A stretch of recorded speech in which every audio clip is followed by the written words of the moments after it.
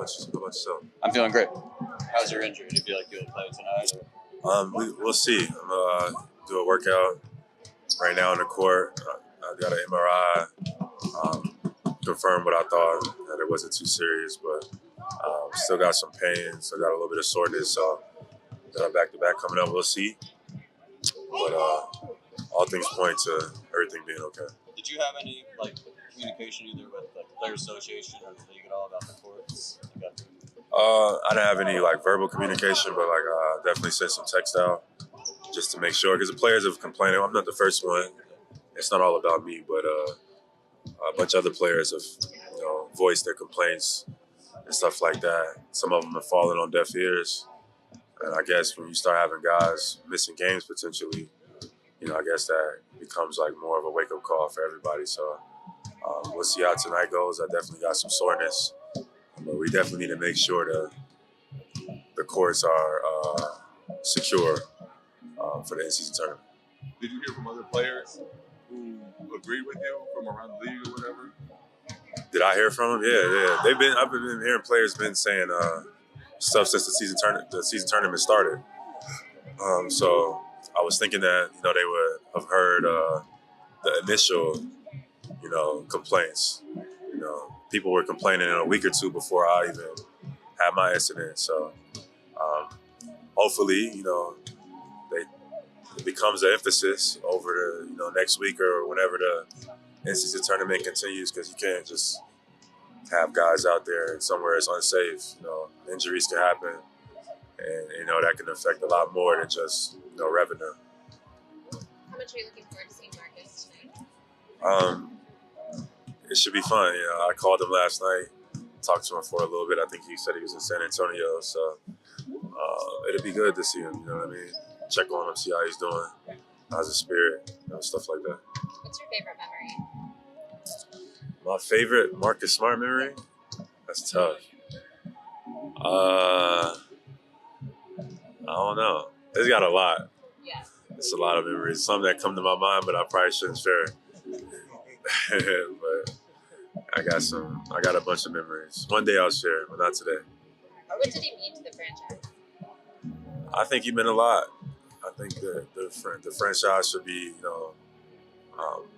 pleased and grateful that somebody that put their heart on their sleeve and went out there every night and dove on the floor and jumped into the stands, who had that carried that same passion that the city of Boston kind of, moves with too.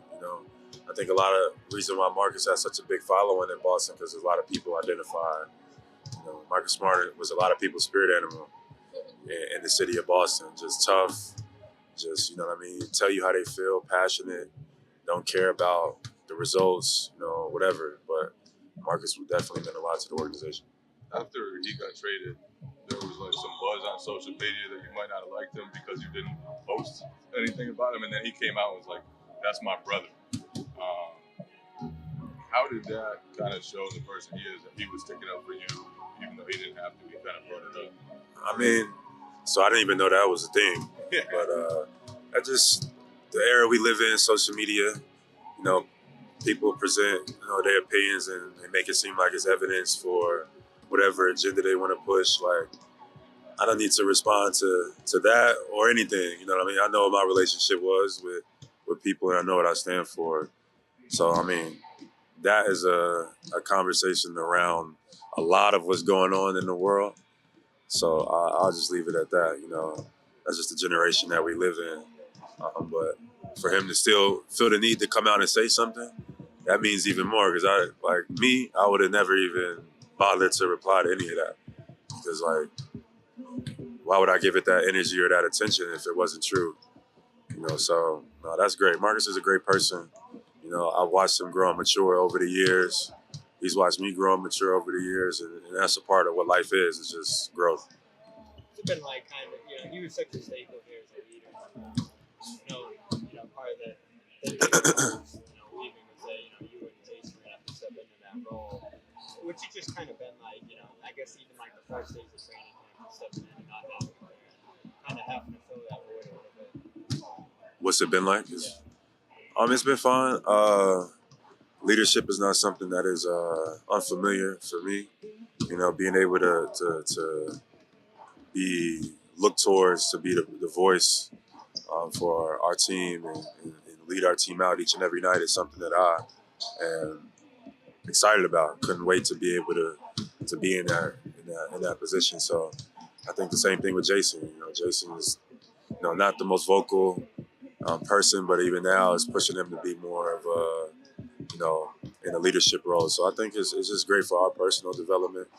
But that's no slight to Marcus or anybody else. You know, they were great, and we won a lot of games while we were here. You know, and we didn't win a ring, but we still celebrate the success that we had.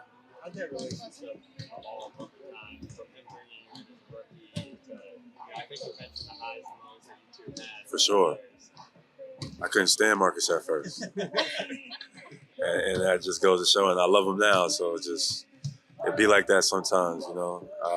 Like as you just grow and mature as young men, like you learn things about people, you learn why people the way they are, the stuff that goes on behind closed doors, and like overall, if you just get to learn people a lot more in this world, you can kind of understand the perspective that somebody might be speaking from, and maybe you can relate to a lot of the issues, and then the healing processes can start. And I feel like that's a thing in our world that nobody gets to know anybody, and it's kind of why people are at ends with each other. But no, me and Marcus, we didn't start off great. I wasn't the biggest fan of Marcus when I first got to Boston, but Why? Yeah. plethora of reasons, you name it. But over time, I realized that me and Marcus have similar spirits, and then like if I was going to war with anybody, Marcus would be one of my first phone calls. Thank you, Jim. Thanks, man.